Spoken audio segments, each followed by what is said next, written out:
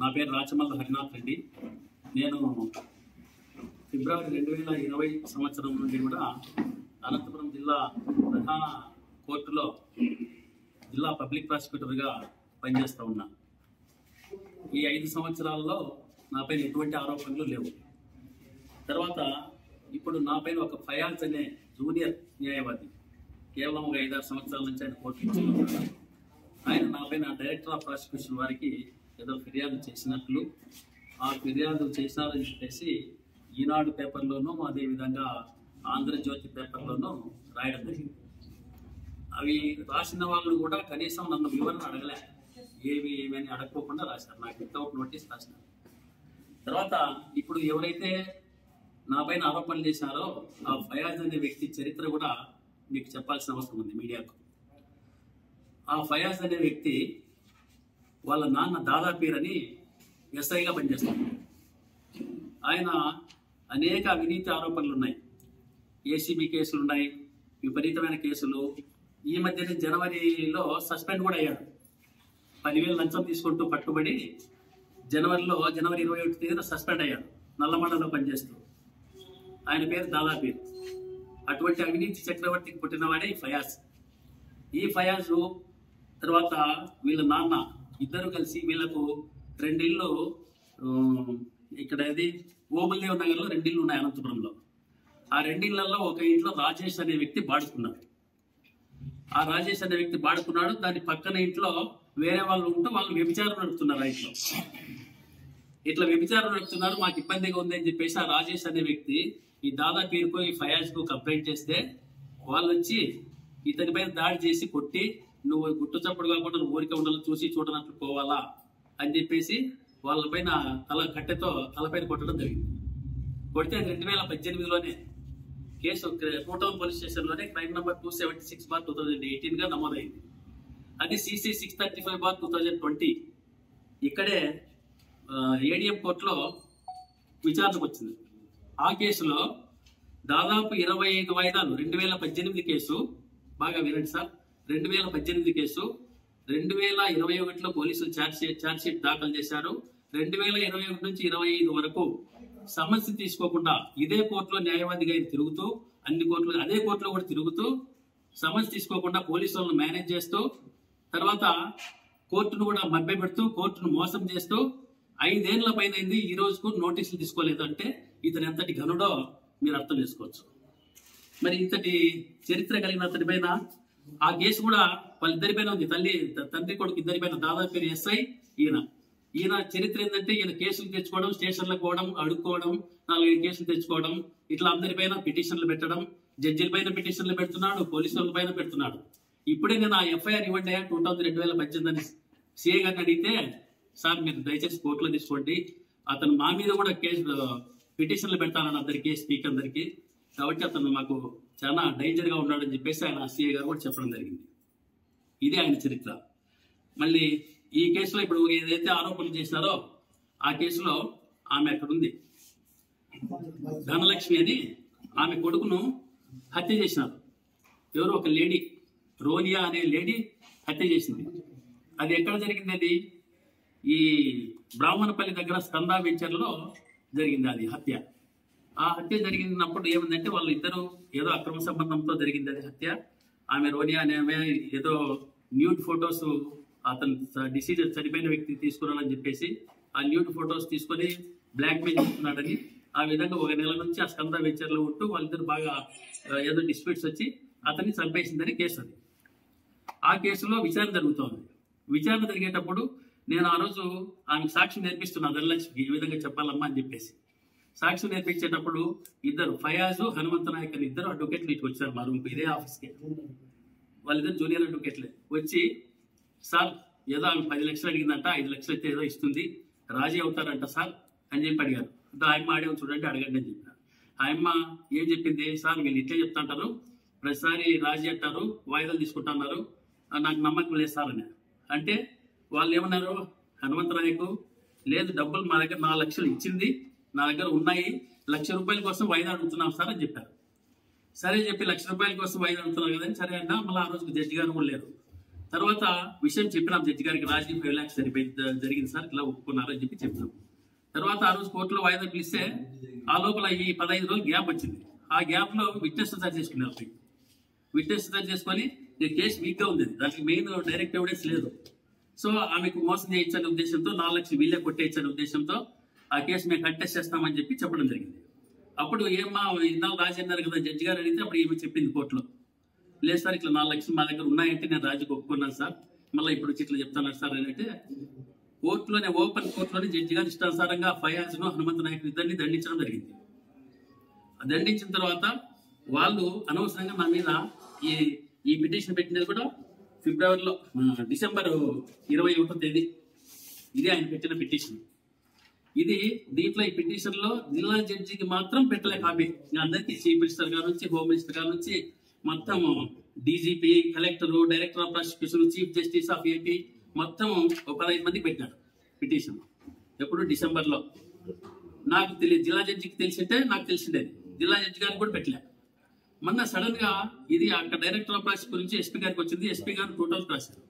2 town పోలీసులు నాకు WhatsApp చేశారు, సార్ ఇట్లా ఏదో మీ పైన కంప్లైంట్ వచ్చింది అంటే, సర్లేదు నాకు పెట్టండి చూస్తానని చెప్తే వాళ్ళు నాకు పెట్టడం జరిగింది. అనే కాపీ తీసుకున్నాను. దీంట్లో ఈ కంప్లైంట్ లో కూడా జిల్లా జడ్జికి మాత్రం ఇవ్వలే. అంటే ఉద్దేశం ఏమి, జిల్లా జడ్జి గారికి ఈ కేసు ఫ్యాక్ట్స్ అని తెలుసు, కోర్టులో ఏం జరిగింది అనేది. ఈ రోజు జిల్లా జడ్జి గారు రిలీవ్ అయినప్పుడు ఈ రోజు పేపర్ రాపిస్తారు. ఇన్ని రోజులు ఊరికనే ఉండి ఈ రోజు పేపర్ రాపిస్తారు. ఇది ఆయన చరిత్ర. తర్వాత మీరు ఏదైనా ఉన్నా ఆ రోజు నేను ఒక్కరిని లేను, నాతో పాటు వాళ్ళిద్దరు అడ్వకేట్లు వచ్చారు, ఆమె బాధితురాలు ఉంది, తర్వాత మనోజ్ అని మా క్లర్క్ కూడా ఉన్నాడు. వాళ్ళందరి సమక్షంలోనే ఇదంతా జరిగింది. నా పైన ఎటువంటి అవినీతి ఆరోపణలు లేవు. అదే విధంగా నేను అన్ని క్రిమినల్ కేసుల్లో కూడా కంటెస్ట్ కేసుల్లో దాదాపు 12 కేసులు కంటెస్ట్ చేస్తే 10 కేసుల్లో కన్విక్షన్ వచ్చింది. జిల్లాలో కన్విక్షన్ పర్సెంటేజ్ నాకే ఉండేది. ఇంతమంది జిల్లాలో ఉంటే పీపీలు అందరి పైకి కన్విక్షన్ రేట్ ఉండేది నాకే.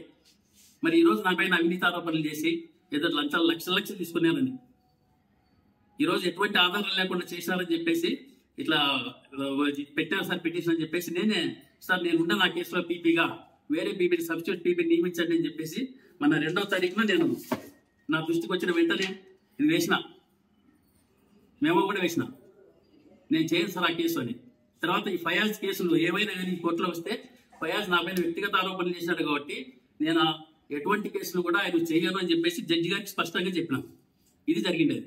కేవలం ఈ పొద్దు నా పైన బురద చల్లడం కోసం, ఏదో రాస్తేనే మొత్తం అయిపోతుందనే దానికోసం ఈ విధంగా అవినీతి ఆరోపణలు చేసి ఏదో విధంగా బ్లాక్మెయిల్ చేయాలనేటువంటి దురుద్దేశంతో చేస్తా ఉన్నాడు. నీచపు చరిత్ర కలిగినటువంటి వ్యక్తి ఫయాజ్ వాళ్ళ తండ్రి. ఇంత నీచపు చరిత్ర కలిగిన వాళ్ళ ఆరోపణలు చేస్తే దాన్ని కనీసం వివరణ అడగకుండా ఈరోజు ఆంధ్రజ్యోతి, ఈనాడు వాళ్ళు రాస్తారు. కనీసం మనం వివరణ అడగాలి కదా, నేను అంతా ఎక్స్ప్లెయిన్ చేసింది కదా అంతా. ఇది సార్ నా బాధ. దయచేసి నేను ఈరోజు ఈనాడు ఆంధ్రజ్యోతి వాళ్ళకి కూడా చెప్తున్నా, ఇది నా వివరణ. ఈరోజు మీరు ఏదైతే ఫ్రంట్ పేపర్లో వేశారో అదే విధంగా ప్రచురించమని చెప్పేసి మేము రిక్వెస్ట్ చేస్తా ఉన్నాం. ఎందుకంటే బాగా నిజాయితీగా పనిచేసినాం. ఇంతవరకు కోర్టు చరిత్రలో నా పైన ఎటువంటి ఆరోపణలు లేవు. నిజాయితీగా పనిచేసినాడు అందరూ అంటున్నారు. సీనియర్ న్యాయవాదులను అడగండి, ఇంకా ఎవరినైనా అడగండి, జూనియర్ న్యాయవాదులు అడగండి. అదేవిధంగా ఏదో నేను అవినీతి పనులు చేస్తే ఫస్ట్ తెలిసేది పోలీసులు కూడా కనుక్కోండి. నేను సాక్ష్యాలు ఏ విధంగా నేర్పిస్తున్నాను, ఎంత కష్టపడుతున్నాను. ఇంత కన్విక్షన్ రావడానికి ఈరోజు కన్విక్షన్ రేట్ ఇంత వచ్చిందంటే పీపీగా ఈవెన్ ఎస్పీ గారి దృష్టికి పోతే ఎస్పీ గారు కూడా పక్కన పడేసినారంటది, దానిపైన ఏం లేకోకుండా. అది దయచేసి నేను మీడియా మిత్రులకు విజ్ఞప్తి చేసేది ఏమంటే, నేను ఏదైతే చెప్పినానో అదంతా కూడా మీరు అన్ని పేపర్లో వచ్చేటట్లు, తర్వాత మీడియా ఛానల్లో కూడా వచ్చేటట్లు చేయండి అని చెప్పేసి కోరుకుంటున్నా. అదేవిధంగా బాధితురాలు కూడా ఆమె ధనలక్ష్మి అక్కడే ఉంది, ఆమెను కూడా మీరు విచారించుకోండి. ఈరోజు ఆ పేపర్లో చూసిన తర్వాత ఆమె నన్ను పిలిచింది, నాకు ఫోన్ చేసింది. ఫోన్ చేస్తే ఇట్లా ప్రెస్ మీట్ పెట్టిన రామ్మ అని చెప్పిన, ఆమె కూడా వచ్చింది. నేను వైఎస్ఆర్సీపీ పార్టీకి సంబంధించిన తర్వాత ఇప్పుడు తెలుగుదేశం పార్టీ అధికారులు వచ్చిన ఇతనే కలిగి అవుతున్నాడు అని చెప్పేసి ఒకటి ఆరోపణ కూడా రాసేస్తున్నాను ఈనాడు. ఈ మా పోస్టులన్నీ కూడా టెన్యూర్ పోస్టులు. ఈ టెన్యూర్ పోస్టులన్నీ కూడా ఏ ప్రభుత్వ అధికారులు ఉంటే వాళ్ళకి సంబంధించిన వాళ్ళని నియమించుకుంటారు. అది జరుగుతుంది. గతంలో కూడా తెలుగుదేశం వాళ్ళను అందరూ పనిచేసిన వాళ్ళంతా, గతంలో పీపీలు పనిచేసిన వాళ్ళు తెలుగుదేశం వాళ్ళు ఉన్నారు, కాంగ్రెస్ పార్టీ వాళ్ళు ఉన్నారు, వైఎస్ఆర్సీపీ పార్టీ వాళ్ళు ఉన్నారు గతంలో. మేము కూడా ఈ పదవి వచ్చినప్పటి నుంచి నిజాయితీగా పనిచేసినామా లేదని చూడాలి. నేను అంతమంది ఉండొచ్చు, ఏదో పొలిటికల్ పార్టీకి సంబంధించి ఉండొచ్చు, కానీ పదవి వచ్చినప్పటి నుంచి మేము అటువంటి జోటికి పోలే, ఎక్కడే కార్యక్రమాల్లో పాల్గొనలేదు. నిజాయితీగా నిక్కచ్చిగా పనిచేశాం. ప్రాసిక్యూటర్గా బాధితులకు న్యాయం చేశాం, బాధితుల కోసమే పనిచేశాం తప్పితే నేను ఎక్కడ పొలిటికల్ పార్టీలోనూ ఎక్కడ మాట్లాడలేదు. ఈ మధ్య తెలుగుదేశం పార్టీ అపాయింట్ అయ్యే వాళ్ళందరూ తెలుగుదేశం వాళ్ళే ఉంటారు. తర్వాత వైసీపీ అధికారంలోకి వచ్చినాక 2019 నుంచి 2022-23 వరకు కూడా గతంలో అపాయింట్ అయిన వాళ్ళు తెలుగుదేశం వాళ్ళు పనిచేశారు. నాగలింగము, తిరుపతి నాయుడు వీళ్ళందరూ కూడా పనిచేశారు. వైసీపీ గవర్నమెంట్ వచ్చిన తర్వాత కూడా కేవలం ఈ విధంగా ఆరోపణలు చేసి దాన్ని ఆ పోస్టును తొలగించే విధంగా ఏదో చేయాలనే కుట్రతో కొంతమంది చేసినది తప్ప, నేనైతే నా వ్యక్తిగతంగా చెప్తున్నా, నేను ఎటువంటి పొలిటికల్ పార్టీకి సంబంధం లేకుండా పనిచేసిన ఈ పీపీ పోస్ట్ వచ్చినప్పటి నుంచి. అంతకుముందు నా వ్యక్తిగతం వేరు. అన్నిటిలోన న్యాయ వ్యవస్థ అతి ముఖ్యమైనది. అందులోన జిల్లా కోర్టు పీపీ అనే పదవి చాలా ప్రధానమైనది. ఈ న్యాయ వ్యవస్థ పుట్టినప్పటి నుంచి ఈ అనంతపురం జిల్లాలో కానీ ఎక్కడైనా కూడా ఒక జిల్లా కోర్టు పీపీని ఎన్నిక చేసేటప్పుడు రాజకీయాలకు అతీతంగా నిజంగా ఆ వ్యక్తి గుణగుణాలన్నీ చూసి నిజాయితీ ఉంటాయని ఎంపిక చేస్తారు తప్ప లేకపోతే ఎవరిని ఎంపిక చేయరు. ఈరోజు మా కోర్టులో చూసుకుంటే గత 30 ఏళ్ళ నుంచి పీపీలుగా పనిచేసిన వ్యక్తులు దేశాయి సుబ్రహ్మణ్యం సార్ కానీ, సిద్ధయ్య సార్ కానీ, రంగనాయకులు గారు కానీ, ఆనందరెడ్డి గారు కానీ, ఈరోజు 2వ టర్మ్ పనిచేస్తున్నటువంటి రాజమూల హరినాథ్ రెడ్డి వరకు ఏ ఒక్క అవినీతి ఆరోపణ లేకుండా పనిచేశారు ప్రతి ఒక్కరు. ఇది జగమెరిగిన సత్యం. కానీ ఇటువంటి సందర్భంలో కొంతమంది ఆ జూనియర్ ఫయాజ్ అనే వ్యక్తి తన స్వలాభం కోసం ఒక పీపీ పైన ఇలాంటి దుర్మార్గమైనటువంటి కంప్లైంట్ పెట్టి ఆరోపణ చేయడం నిజంగా చాలా బాధాకరం. దీన్ని ముక్త కంఠంతో ఈరోజు న్యాయవాదులందరూ దీన్ని ఖండిస్తున్నాం.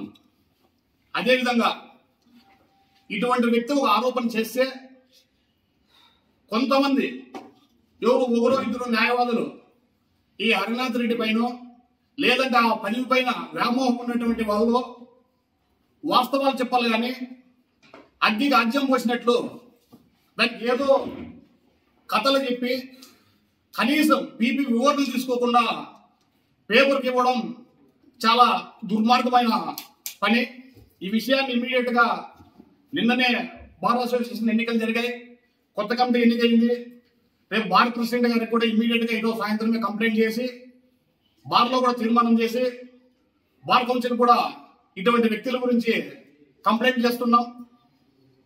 ఇప్పటికైనా ఈ లాయర్లందరూ కొంతమంది ఎవరైతే ఇట్లా కంప్లైంట్ చేసే వాళ్ళు ఉన్నారో ఆత్మపరిశీలన చేసుకోండి ఒక్కసారి. ఈరోజు మీ స్వలాభాల కోసం ఎవరో వ్యక్తి పైన కంప్లైంట్ చేస్తే మొత్తం న్యాయ వ్యవస్థకే మచ్చ అయింది ఈరోజు మీరు చేసినటువంటి పని. ఈరోజు రాచమల్లి హరినాథ్ రెడ్డి గారి గురించి పూర్తిగా తెలిసిన ఒక న్యాయవాదిగా నేను ఒక సవాల్ చేస్తాను.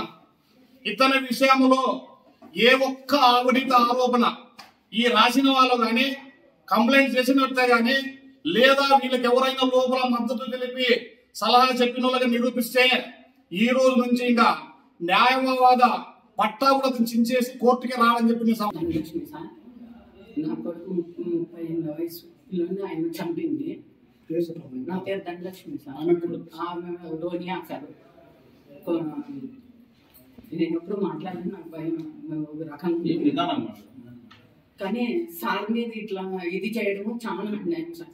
గవర్నమెంట్ లాయర్ అయినా కానీ మాకి నాకు క్యాన్సర్ పేషెంట్ నేను అయినా కానీ హెల్ప్ బాగా మాట్లాడేది చెప్పిస్తాడు. ఆ సార్ వచ్చినాడు, ఇచ్చి 4 లక్షలు నా దగ్గర ఉంది, ఇట్లా కేసు వాయిదా వేయించుకోమా ఇది ఒక్కసారి అని చెప్పి రిక్వెస్ట్ గా అడుగుతున్నాడు సార్. మా ముందరే అడిగినాడు.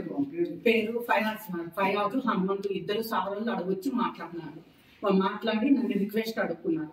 సరే సార్ మీరు వీళ్ళు ఎప్పుడు ఇట్లే మాట్లాడుతూనే ఉంటారు సార్ అని చెప్పినాను. లేదు సార్ ఇది ఒక్కసారి నన్ను వాయిదాకు మాకు అడగండి, మేము 5 లక్షలు నా దగ్గరే ఉంది, 4 లక్షలు అని ఫయాజ్ హనుమంతు సార్ ఇద్దరు చెప్పినారు. ఇంకొక 1 లక్ష రూపాయలు మేము ఇది చేసుకోవాలా అనేది అని చెప్పి మాట్లాడినారు సార్ వాళ్ళు. సరే అండి అదొక్కసారి మేము రిక్వెస్ట్ లేము అని చెప్పి సార్ గారు చెప్పినాడు. మేము ఒప్పాము. అయినా మంచోళ్ళ మీద రాళ్ళు ఇస్తారము సాధ్యమే. ఇంత నాకు క్యాన్సర్ పేషెంట్ నాకు కరెంటు పెట్టినారంటే సార్ ఆటోకి ఇచ్చినాడు సార్. నాకు అంత మంచి మాకు గవర్నమెంట్ మేము ప్రైవేట్ లాయర్లో పెట్టుకునేంత ఏది లేదు. నేనేం పనికి చేయను, కొడుకు సంపాదిస్తా అంటే తిని ఉండేదాన్ని. నేను ఇంట్లో హౌస్ వైఫ్. అట్లాంటిది నేను ఎన్ని బాధపడుతున్నానో మాకు తెలుసు సార్. అట్లా సార్ మీద అట్లా ఆరోపణ చేయడము చాలా తప్పు. ఆమె ఏం మంచిదని కాదు. 4వ మొగుడు ఇప్పుడు వచ్చేవాడు, 4వ భర్త ఆమెకి. ఫస్ట్ మొగుడు వెళ్ళిపోయినాడు. ఫస్ట్ మొగుడు వెళ్ళిపోయినాక 2వ మొగుడిని నా కొడుకే ఫ్రెండ్ అని చెప్పి పెళ్లి చేసినాడు. పెళ్లి చేసి బాగా నీడ్స్ పెట్టేసినాక మళ్ళీ ఇప్పుడు 3వ 4వ వాడు ఇక్కడికి వస్తా అన్నాడు సార్. ఆమె ఎట్లాడిది అని తెలిసి ఆమె తరపున ఈ సార్ వాదించడమే ఫస్ట్ తప్పు. ఆ సార్ మంచోడు 3 లాయర్లు మార్చింది. మల్లప్ప అనే లాయరు, హనుమంతు సారు, ఇంకో సార్ పేరేమో తెలీదు. ఇప్పుడు వీళ్ళు ఫయాజ్ సార్ అనేవాడు 4వ లాయర్ సార్. అట్లా క్యాండిడేట్ ఉండే ఆడపిల్ల ఇంత ఇది చేసి అట్లా లాయర్ ఆమెకి ఈ లాయరు వాదిస్తా అన్నాడు అంటే అది మంచి పద్ధతి కాదు. పైన మంచి వాళ్ళని కానీ రాళ్లతో ఈసరే పద్ధతి అస్సలు మంచిది కాదు. ఆడపిల్ల అంటే నేను ఆడపిల్లని కన్నా, కానీ ఒక ఆడపిల్ల ఎట్లా ఆడిది అని తెలిసి ఆ ఆడపిల్ల ఒక మొగోడిని 6 అడుగుల మొగోడిని చంపిద్ది అంటే. వచ్చినటువంటి పత్రికల్లో ఏదైతే పబ్లిక్ ప్రాసిక్యూటర్ అరుణాథ్ రెడ్డి గారు ఫయాజ్ అనే మా తోటి న్యాయవాది చేసినటువంటి ఆరోపణల్ని పూర్తిగా వ్యతిరేకిస్తున్నాము. ఎందుకోసం అంటే పబ్లిక్ ప్రాసిక్యూటర్గా ఉన్నటువంటి అరుణాథ్ రెడ్డి గారు ఒక బాధితురాలకి న్యాయం చేయడమే కాదు, గతంలో కూడా మాకు తెలిసినటువంటి విద్యార్థి దశ నుంచే సార్ మాకు బాగా తెలుసు. ఎలాంటి గతంలో నేను స్టూడెంట్ ఆర్గనైజేషన్లో ఎస్ఎఫ్ఐలో పనిచేసాను. అప్పటి నుంచి మాకు సార్ తెలుసు. అప్పుడు కూడా గతంలో మాకు తెలిసినటువంటి మా స్టూడెంట్ ఆర్గనైజేషన్ లీడర్లకు కానీ, లేదంటే అదేవిధంగా అనేక మంది పేదలకు కానీ ఆయన కనీసం కోర్టుకు వచ్చినటువంటి వ్యక్తులకి ఛార్జీలు కూడా లేని సమయంలో ఛార్జీలకి ఇచ్చి ఆ టిఫిన్ చేయండి అని చెప్పేసి కూడా అనేక సందర్భాల్లో పంపించడం జరిగింది. సో అప్పటి నుంచి కూడా మాకు తెలుసు ఆయన పైన ఎటువంటి ఆరోపణలు, ఇప్పుడు చేస్తున్నటువంటి ఆరోపణలన్నీ కూడా అవాస్తవాలు. గతంలో కూడా అనేక రూపాల్లో అనేక సామాజిక కార్యక్రమాల్లో కూడా సేవా కార్యక్రమాల్లో కూడా పాల్గొనడం జరిగింది వాస్తవమే. కాకపోతే ఈ పార్టీకి అతీతంగా కానీ, లేదంటే ఏదైతే ఇప్పుడు చేస్తున్నటువంటి ఆరోపణలు ఇవన్నీ కూడా అవాస్తవాలు. దీన్ని పూర్తిగా ఐలుగా వ్యతిరేకిస్తున్నాము. దీనిపైన సమగ్ర విచారణ జరపాల్సినటువంటి అవసరం ఉంది. అదేవిధంగా ఏదైతే పత్రికల్లో రాసినటువంటి ఈ పత్రికల్లో రాసినటువంటి వ్యక్తులు కనీసం వివరణ తీసుకొని రాసినంటే దాన్ని సంతోషించాల్సిన విషయం. కాకపోతే ఏది వివరణ తీసుకోకుండా రాయడం అనేది కూడా బాధాకరం. సో దీన్ని ఐలుగా వ్యతిరేకిస్తున్నాము. Thank you.